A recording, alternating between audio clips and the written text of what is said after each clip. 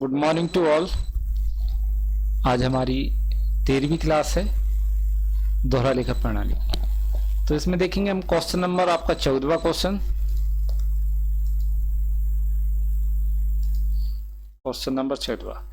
निम्नलिखित व्यवहारों की आवश्यक पंजी प्रविष्टियां चेतन शर्मा की पुस्तकों में कीजिए। तो हम पहले फॉर्मेट प्रारूप बना लेते हैं, फिर उसके बाद प्रविष्टि करना चालू करेंगे।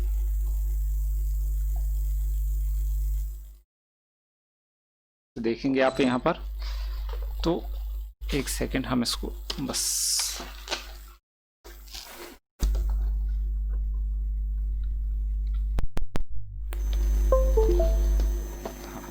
रेडी।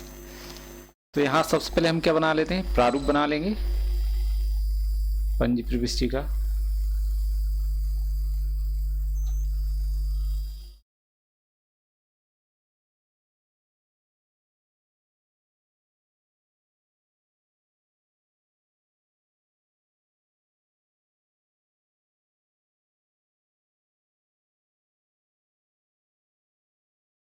डेबिट राशि एलएफ का कॉलम मैं नहीं बना रहा हूं, आप लोग बना लेना, यहाँ उपयोग नहीं होता मेरे लिए, इसलिए आप रजिस्टर में बनाएंगे, ठीक है, क्योंकि छोटा पेज होता है। तो देखेंगे यहाँ पर ये आपका प्रारूप है। यहाँ पर क्या है आपका दिनांक, विवरण, डेबिट राशि और क्रेडिट राशि। व्यापारी के चाहे तो आप नाम भी लिख सकते हैं टैग में, कौन है, चेतन शर्मा। तो यहाँ पर लिख सकते हैं चेतन शर्मा की पुस्तकों में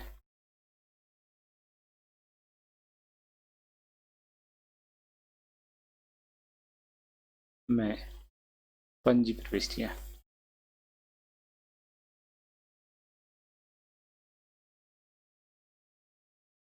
पंजी प्रविष्टियां, ठीक है।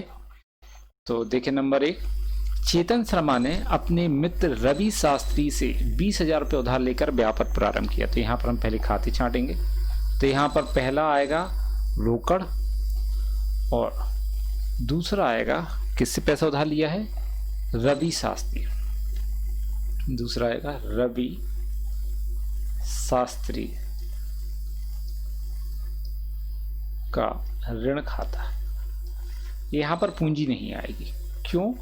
क्योंकि जब व्यापारी स्वयं का पैसा व्यापार में व्यापार शुरू करने के लिए लगाता है तो वह पूंजी कहलाती है। यह है उसने अपने दोस्तों से उधार लेकर, है ना, दोस्त से क्या लिया है, उधार लिया है, तो ऋण कहलाना, पूंजी नहीं। तो रोकड़ खाता है और ऋण रवि शास्त्री का ऋण खाता है, दो खाते।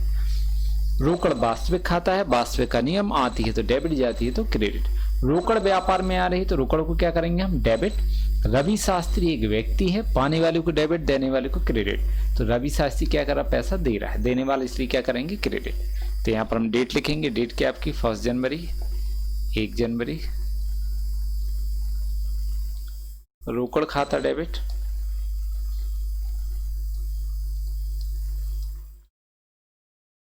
रोकड़ खाता डेबिट रवि शास्त्री के ऋण खाते से, रवि शास्त्री के ऋण खाते से,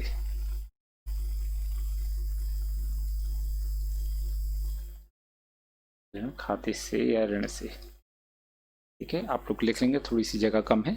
तो रवि शास्त्री के ऋण से या ऋण खाते से कितना पैसा उधार लिया, 20,000, ठीक है, 20,000। नैरेशन क्या लिखेंगे,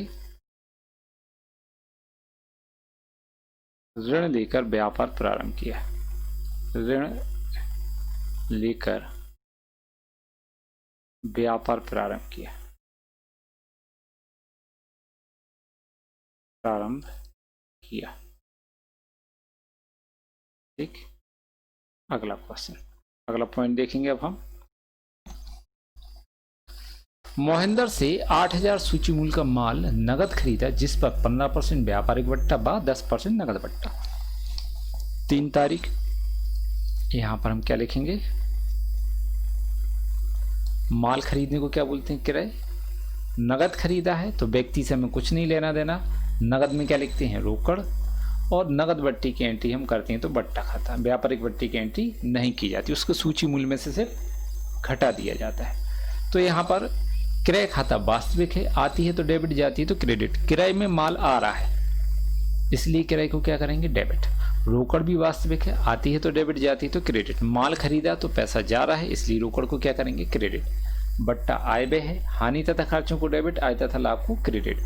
बट्टा हमें प्राप्त हुआ है क्योंकि माल खरीदा है तो बट्टा प्राप्त होना क्या कहलाता है? लाभ। आय तथा लाभ को क्रेडिट। अब पैसा देखेंगे अपन ने कितने का खरीदा? 8000। तो यहाँ पर 8000 में से सबसे पहले हम माइनस करते हैं व्यापारिक बट्टा। व्यापारिक बट्टा, और व्यापारिक बट्टा कितना है? 15%। 8000 का 15%, 10% में 800, 5% में 400। 10% 800 और 5% 400, दोनों को जोड़ दो कितना आ जाएगा? 1200। 15% है, माइनस कर देंगे तो कितना आ जाएगा? 6800। अब देखेंगे हम यहाँ पर नगद बट्टा कितना है? 10%, तो माइनस नगद बट्टा, नगद बट्टा 10%, तो 680 आएगा। 6800 का 10%, यहाँ पर बचा 6120। ये आ गई आपकी रोकड़। अब यहाँ पर हम एंट्री करेंगे क्रय खाता डेबिट,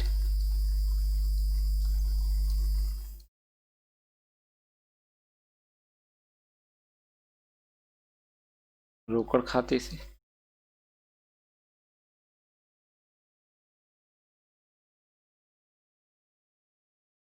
और बट्टा खाते से।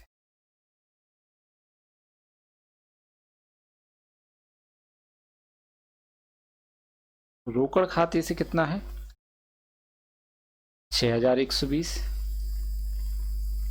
बट्टा कितना है? 680। टोटल कितना आ जाएगा? 6800। नैरेशन क्या होगा? नगद क्रय, नगद क्रय।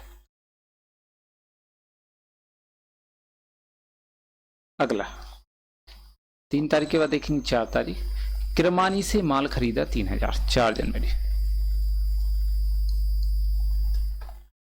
तीसरा देखो, जब किसी व्यक्ति का नाम दिया हो, नगद शब्द ना हो तो लेन देन उधार कहलाता है। तो यहां पर आएगा माल खरीदने को क्या बोलते हैं हम? क्रय। और उधार खरीदा तो व्यक्ति का नाम लिखेंगे किरमानी। क्रय वास्तविक खाता है, आती है तो डेबिट, जाती है तो क्रेडिट। माल खरीदा तो क्रय में माल आ रहा है इसलिए क्रय को क्या करेंगे? डेबिट। किरमानी कौन सा है? व्यक्तिगत, पाने वाले को डेबिट, देने वाले को क्रेडिट। किरमानी पैसा दे रही है, सॉरी माल दे रही है तो देने वाली को क्या हो गई? क्रेडिट। तो यहां पर हम एंट्री करेंगे क्रय खाता डेबिट,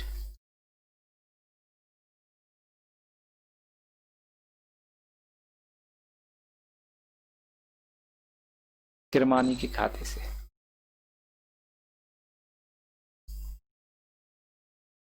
किरमानी के खाते से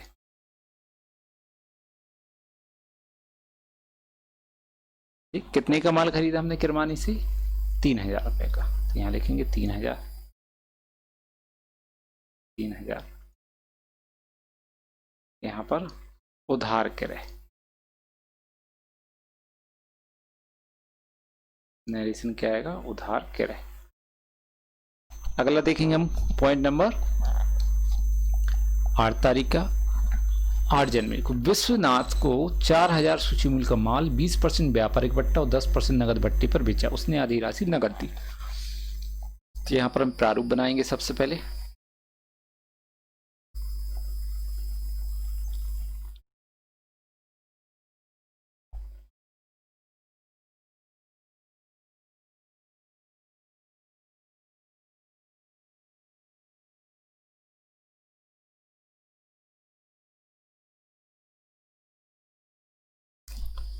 तो यहां देंगे हम 8वां पॉइंट। विश्वनाथ को 4000 सूची मूल्य का माल 20% व्यापारिक बट्टे पर, ठीक है, और 10% नगद बट्टे पर नगद बेचा, उसने आधी राशि नगद दी।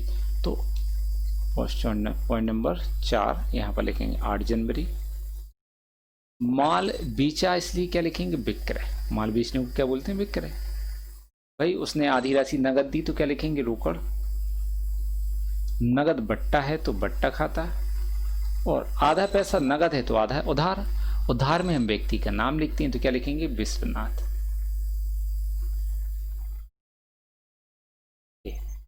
अब विक्रय खाता जो है वो कौन सा है, वास्तविक। आती है तो डेबिट, जाती है तो क्रेडिट।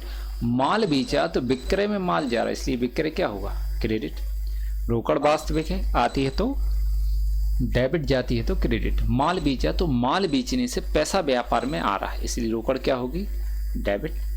बट्टा कौन सा, आय व्यय, हानि तथा खर्चों को डेबिट, आय तथा लाभ को क्रेडिट।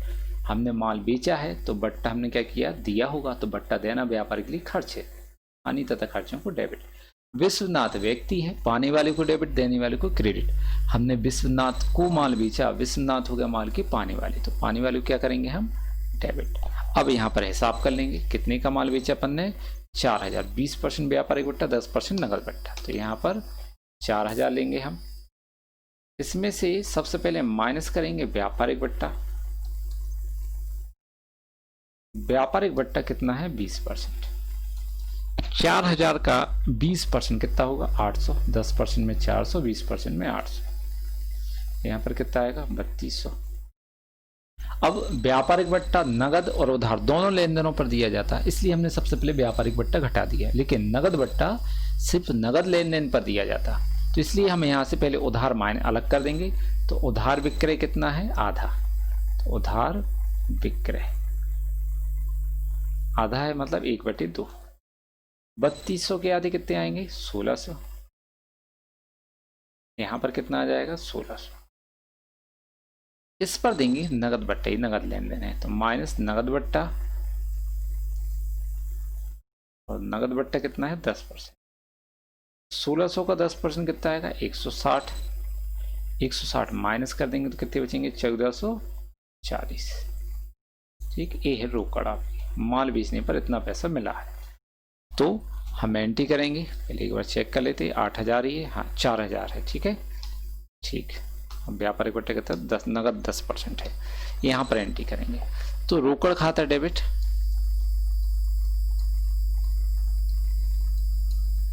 रोकड़ खाता डेबिट, कितना पैसा नगद मिला है, 1440।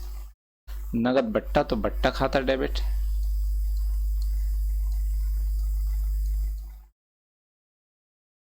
बट्टा खाता डेबिट कितना है, 160। विश्वनाथ को उधार माल बेचा तो विश्वनाथ का खाता डेबिट, विश्वनाथ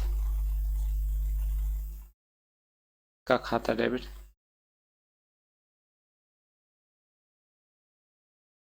उधार माल कितने का बेचा अपन ने, 1600, वो विक्रय खाते से।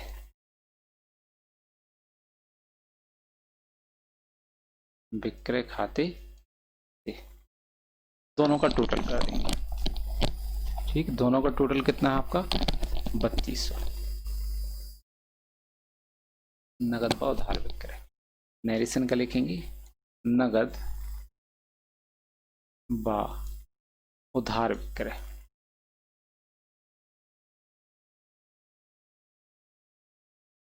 ये हो गया। अगला पॉइंट देखेंगे, 9 जनवरी निजी प्रयोग के लिए निकाले नगद 100, माल 200। तो निजी प्रयोग के लिए क्या आएगा, आहरण। 5वां पॉइंट है, यहाँ पर आहरण। नगद निकाला मतलब रोकड़, माल। आहरण व्यक्तिगत है, पाने वाले को डेबिट, देने वाले को क्रेडिट। मालिक ने पैसा लिया है, माल लिया है, मालिक हो गया पाने वाला, ये मालिक का खाता होता है, तो पाने वाले को डेबिट। रोकड़ और माल वास्तविक है, आती है तो डेबिट, जाती है तो क्रेडिट। दोनों चीजें व्यापार से जा रही हैं, जाती है तो क्रेडिट। लेकिन जब भी माल क्रेडिट होता है तो उसकी जगह पे हम क्या लिखते हैं, क्रय। तो यहाँ पर कितनी तारीख है आपकी, 9 तारीख। आहरण खाता डेबिट,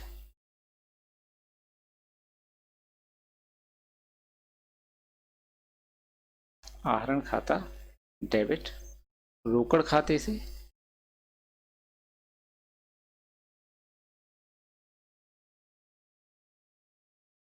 और क्रय खाते से।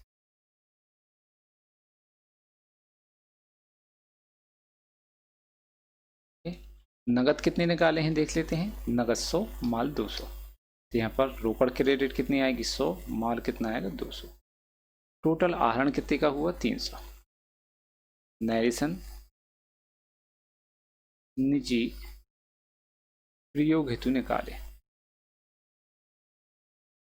हेतु निकाले।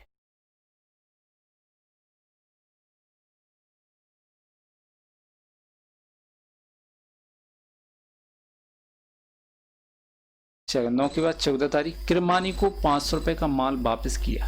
ठीक है 14 तारीख को। तो यहाँ पर चौथा पॉइंट, सॉरी यहाँ नहीं, यहाँ पर 14 तारीख, छठवां पॉइंट, किरमानी को माल वापस किया। किरमानी से माल खरीदा था तो खरीदने को बोलते हैं क्रय, और जब खरीदा हुआ माल लौटाते हैं तो उसको बोलते हैं हम क्रय वापसी। तो यहाँ पर दो खाते होंगे, एक तो आएगा क्रय वापसी खाता और दूसरा आएगा क्रय खाता, सॉरी दूसरा आएगा किरमानी। तो यहाँ पर हम पहले खाते छांट लेते हैं।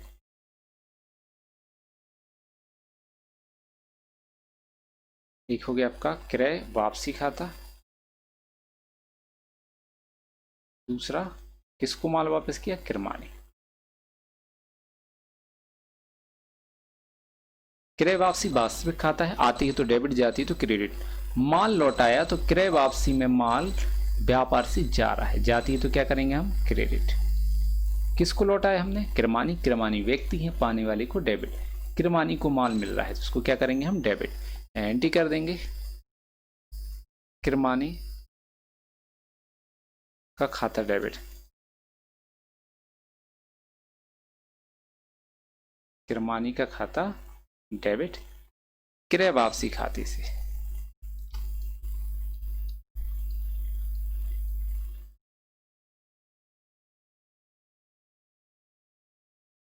क्रय वापसी खाते से कितने का, 500। नरेशन माल लौटाया, माल लौटाया।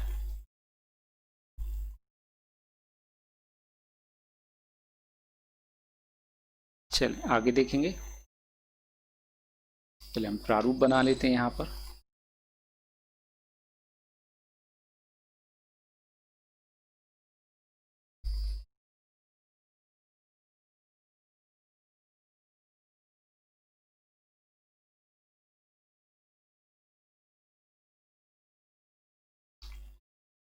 पच्चीस, वेतन दिया 200 रुपये 25 तारीख को। तो यहाँ पर लिखेंगे 25 तारीख, वेतन दिया, तो वेतन खाता और रोकड़ खाता। वेतन जो है वो आय व्यय खाता है, हानि तथा खर्चों को डेबिट, आय तथा लाभ को क्रेडिट। वेतन व्यापार का खर्च है, इसलिए वेतन को क्या करेंगे हम, डेबिट। रोकड़ वास्तविक है, आती है तो डेबिट, जाती है तो क्रेडिट। रोकड़ व्यापार से जा रही है, हमने वेतन में पैसा दिया तो पैसा व्यापार से जा रहा है, इसलिए क्रेडिट। एंट्री करेंगे हम यहाँ पर, वेतन खाता डेबिट,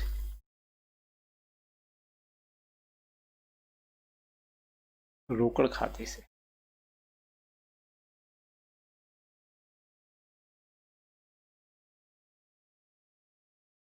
नरेशन वेतन दिया,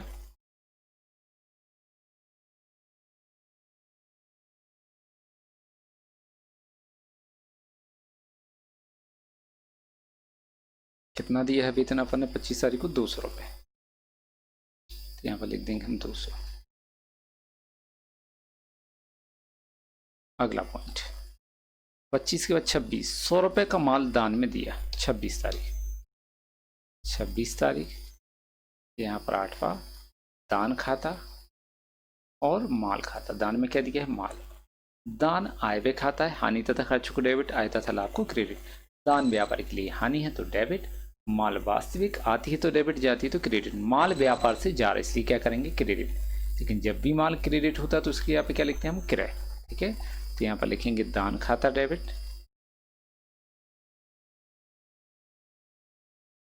दान खाता डेबिट और क्रय खाते से।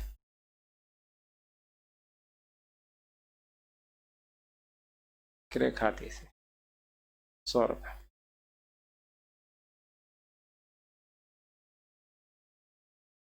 माल दान में दिया।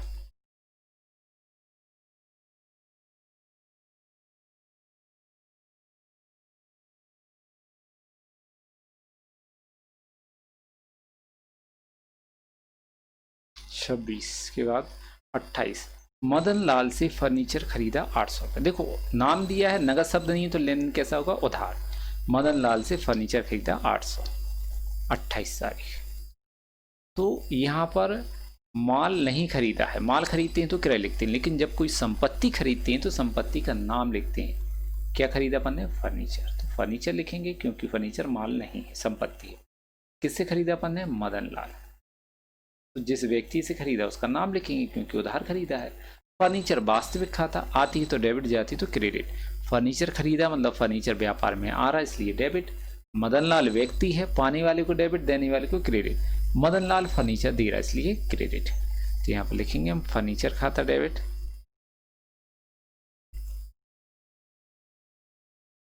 फर्नीचर खाता डेबिट, मदन लाल के खाते से, मदन लाल के खाते से 800 रुपये। उधार फर्नीचर क्रय, उधार फर्नीचर क्रय, फर्नीचर खरीदा।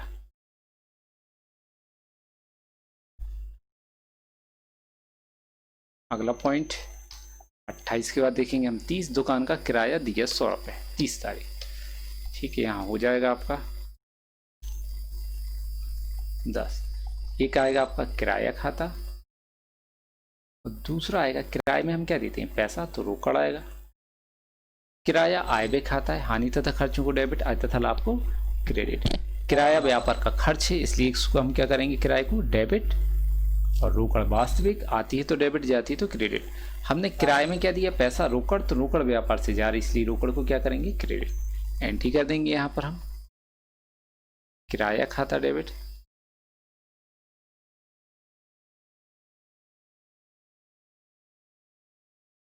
रोकड़ खाते से,